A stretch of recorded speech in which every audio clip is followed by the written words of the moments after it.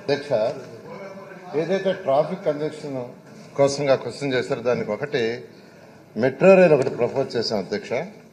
అది కూడా గాజువాక నుంచి భోగాపురం వరకు వయా మద్దెలపాలెం అండ్ మధురవాడ. ఇది మొత్తం 34.6 కిలోమీటర్ల అధ్యక్ష.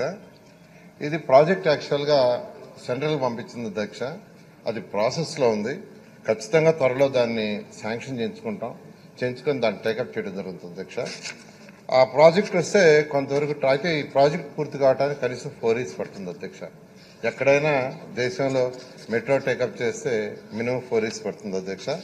అయితే అదే కాకుండా ఆ యొక్క AH45 రోడ్, వాళ్ళు అడిగింది AH45 రోడ్డు, దాని మీద ట్రాఫిక్ కంజెక్షన్ తగ్గించడానికి మొత్తం ఒక 15 రోడ్లు ఇంటర్నల్ గా ప్లాన్ చేశారు అధ్యక్ష. అది కూడా 1.5 year పూర్తి అయ్యేటట్టుగా యాక్చువల్గా నేను అధికారులకు ఆదేశం ఇచ్చాను. దాని మీద వాళ్ళు వర్క్ చేస్తున్నారు. ఇందులో పర్టికులర్ గా ఏదైతే AH45 నుంచి NH16కి, NH16 అనేది ప్రస్తుతం నేషనల్ హైవే, AH47 అనేది వరల్డ్ హైవే. ఎక్కువ ట్రాఫిక్ వచ్చి AH45 మీద ఉంటుంది.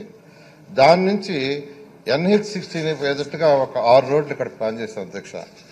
6 రోడ్లలో పెనగండి నుంచి వేపగంట జంక్షన్ వరకు 7.25 కిలోమీటర్ల అధ్యక్ష. అదేవిధంగా survey number 33 of Vepagunta to survey number 128 of Jutwada, అది వచ్చి 6.05 kilometers. Survey number 1 of Paradesapalem to survey number 125 of Gambhiram, అది 1.4 కిలోమీటర్. అదేవిధంగా survey number 125 of Gambhiram to survey number of 9 Gambhiram NH16కి, అది 2.5 కిలోమీటర్. అదేవిధంగా